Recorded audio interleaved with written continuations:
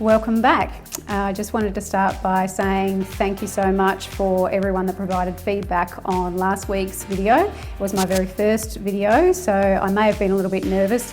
I may have covered too much information, but certainly the feedback was fantastic, and I've already had conversations with a number of property investors who are looking to get into the market. Also, some interesting stories from property investors who already have investment properties with some interesting scenarios, private landlords and people that have some questions around the management of their property. So certainly been a great start to the forum, and it's definitely what it's all about, is to try and provide that support to you as a property owner. Obviously, when we're talking about property investors, there are all sorts of different types of property investors, and some are not deliberate. We do have situations where some people are renting their homes because they've had a change of circumstance and they're having to relocate, and they're probably a little bit more nervous about the process of having their property rented, so they have a lot of questions. So it's great that those questions are coming through. A lot of those are coming through privately by email or by phone call, and I think some people don't feel as comfortable asking those questions online. So I'm more than happy for anyone who would like to contact me directly via email at michelle@homepm.com.au. So you're more than welcome to do that. So today's topic, we're touching on purchasing and preparing for tenancy. So this particular topic is following on from our last session for those people who have found the property that they're looking to buy, and they've done a little bit of research and they're looking to put in an offer. So I'd like to sort of stay on theme and move through the process, but certainly around that, if you have any questions, feel free to shoot it through and I can respond during this particular post. So the first topic I wanted to touch on was making an offer. So you've found the property, you've done a little bit of research and you believe this is the property you'd like to purchase as an investment. So a few tips that I have there around that process. And the first is to always make your offer without emotion. And I think when you're buying a home, it's very different to buying an investment property. And sometimes we can get caught up in that emotion of buying an investment property. I think be careful of that, because you need to treat this as a business transaction. You need to make sure you're ticking all the boxes in respect to, is this a viable investment property, and forgetting about the emotional side of that. You might find that you may need to put in several offers before you buy the property that you end up with, because it is a fairly volatile market at the moment and you may miss some opportunities. So try not to get too emotional about it, and that way I guess you can move on to the next opportunity without having too much emotion attached. So that's the first thing. The second is to decide on the entity. So decide who the title holder will be for the property, and my advice on that is to speak to your accountant, because there might be a reason why you buy the property in a single name, in your own name, or in a joint arrangement. It depends on your income, your partner's income, so I would get that advice from your accountant when you're looking at deciding on the entity. You can draw up a contract of sale with the selling agent with both names and include and/or nominee, which means you can change that in the early stages of that settlement process. So I would suggest that. The second thing I would always suggest is making sure that you have a contract subject to finance, number one. And typically that's taking a little bit longer at the moment with the way the banks have tightened up with finance. So give yourself some time. I don't think 30 days is enough now for you to do that research. I would suggest a 60-day contract subject to finance within 21 days of that period. But talk to your mortgage broker again, get these advisors around you, because they'll support you with that process.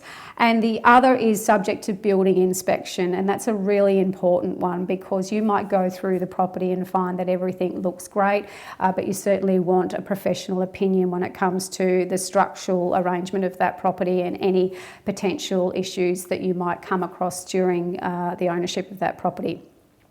So that would be my next tip. Find out whether or not the property is going to be occupied, whether the property is tenanted, whether it's a homeowner and you'll be seeking vacant possession at the end of that process. That's really important, because if it is a homeowner, you're going to have vacant possession, you're going to have that time to go into the property and prepare it for rent and do all the things you need to do there.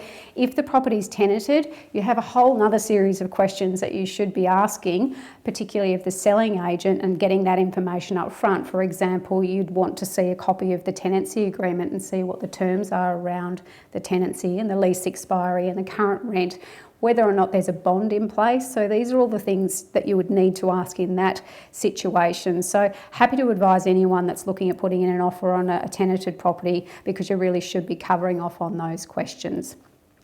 The other is there are cases where a property owner wants to rent back the property after settlement. So that sounds like a great arrangement where you're going to be obviously generating rental income straight away for a period of time.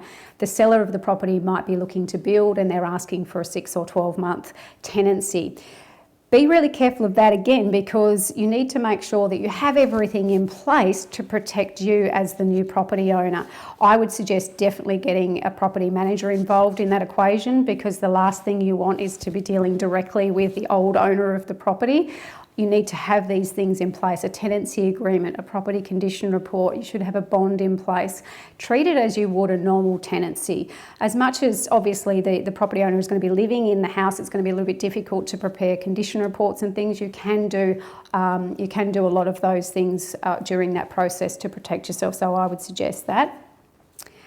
My next point would be, following from last week's session, make sure you do your due diligence checks. So talk to the council, get a copy of the plans, make sure that you're buying what you think you're buying. So checking boundaries obviously is a really important step there.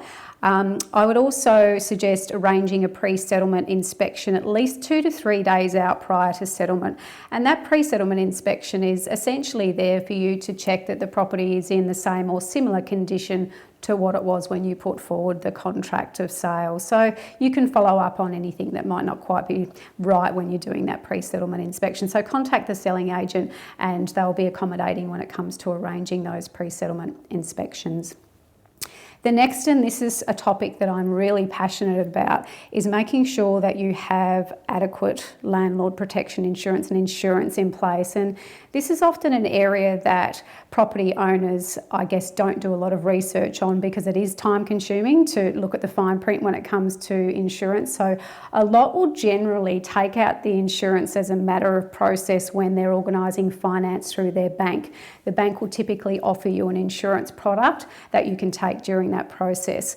I would suggest to you, make sure that you're doing your comparisons on products before you rush into arranging insurance. Now, you do have to have a policy in place as soon as the contract becomes unconditional. So as soon as all the other conditions are met of that contract, you should have your own insurance on that property. A lot of people think that you don't need it until after settlement, where you actually do need it prior to the settlement.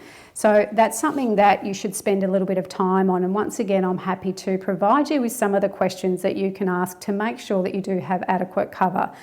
So now moving on to preparing the property for rent, and this is something that quite often property owners don't think of, the things that you need to do before you actually put the tenant into the property and start collecting rent. So these are things such as arranging your pre-tenancy maintenance, so any of those odd jobs that need to be done. Smoke alarm compliance is something else, another subject again.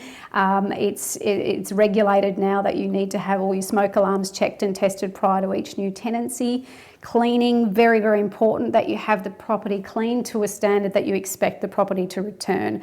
And this is where I guess a property manager can advise you on those things, because everyone has a different idea of what might be acceptable when it comes to cleaning. So it's always good to use a checklist that can be provided by your property manager to prepare your property for rent in terms of cleaning. Carpet cleaning, pest control, these are the things that we need to have in place prior to tenancy. And once you do that, you're setting the benchmark for how you expect the property to be returned. So it's a pretty important stage.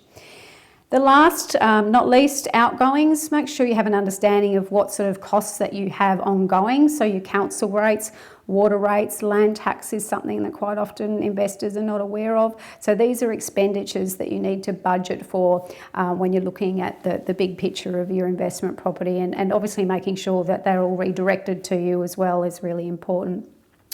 So that kind of wraps up this session, I think. Next week we'll be talking about minimising vacancy and pre-tenancy requirements. So it'll be sort of following on from this topic again. So I think I can cover off on a little bit more information in some more detail. But most importantly, I guess the strategies around advertising your property and also minimising that time that the property is vacant and essentially burning a hole in your pocket. So we want to avoid that. So thank you so much for tuning in, and I look forward to seeing you next week.